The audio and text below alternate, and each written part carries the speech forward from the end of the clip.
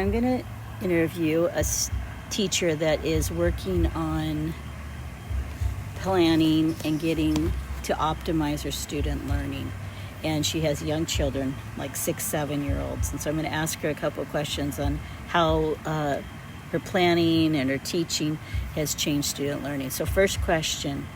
So you started to plan intentionally for learning. What changed in your classroom? My students felt like I cared about them and their learning. They knew that I loved them as students, but because I was planning with the intention of challenging them, teaching them strategies, it definitely changed the atmosphere. They're livelier in the classroom. They're more curious. They're remembering things that they are learning and having those conversations outside lesson time and outside the classroom and all day, every day. And they seem more excited to be at school. And I think it has improved our academic relationship as well, not just me caring about them as kids. So I'm going to add on to that. So you said they're actually excited and that you're seeing a connection. What kind of connections are you seeing each day from what you've taught the day before? At first they were like, oh, we're doing that again. And now they're like, oh, we're doing place value, get the tables. Like, they understood the routine.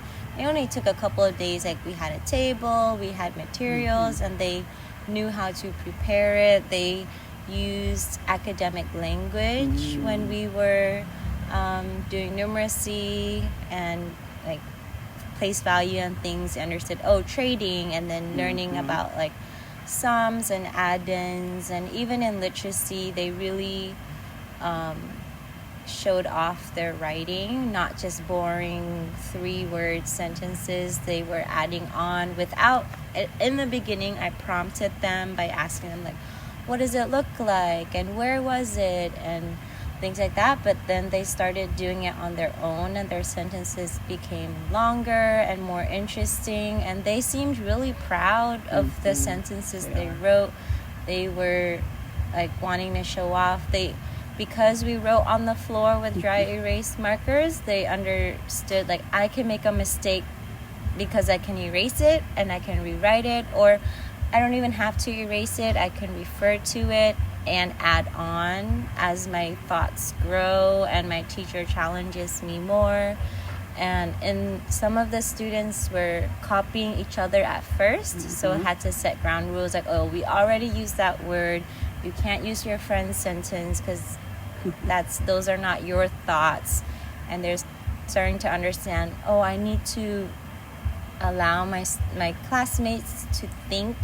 And a phrase that has started coming up is don't take the gift of thinking from others. And so especially with my chatty ones, I think that it has really challenged them to listen and to pause and ponder each other's questions and to show respect. And one of the biggest things that I emphasized when we talked about respect is that it makes me feel loved and it makes them feel loved when I listen to them and they listen to each other. And so they're understanding, my teacher loves me, my classmates love me, and we listen to each other and we're learning with each other.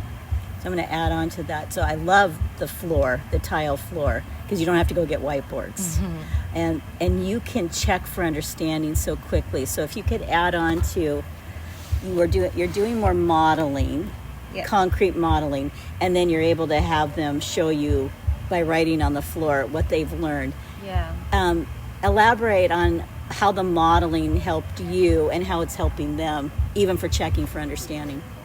It challenged me to explain my brain much more, because I already knew, but I didn't really know how to explain it in a way that they could understand it. So then when I started talking out loud, the kids would stop me and ask me like, what does that mean? And I don't understand that. And instead of saying like, what? I don't know. They started asking more specific questions like, oh, why does that do that? And that and then I would ask them back why, and that made them think. And so we were just constantly thinking throughout the whole day, and they went home tired but felt good that they like got something out of school. Their behavior has improved in the classroom because now they don't have time to mess around. They need to spend the energy to think. So I think that really improved our classroom culture and environment as well, with modeling. Everybody has to talk, everybody has to explain, everyone has to show how, and it doesn't just show me as a teacher that they are understanding.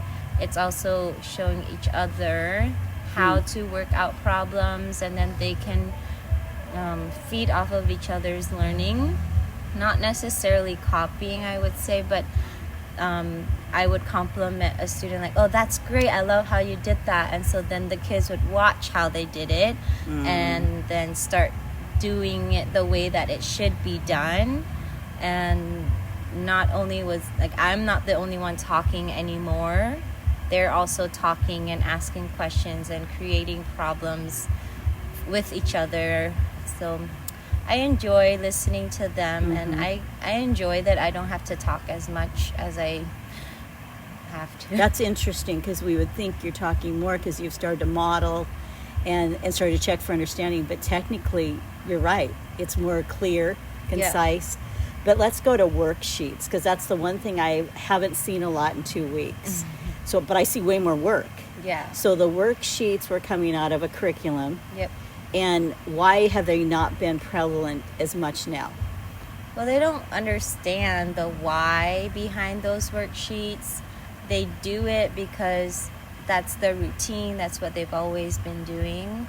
But if you were to ask them, like, oh, why are you doing this? They have no idea.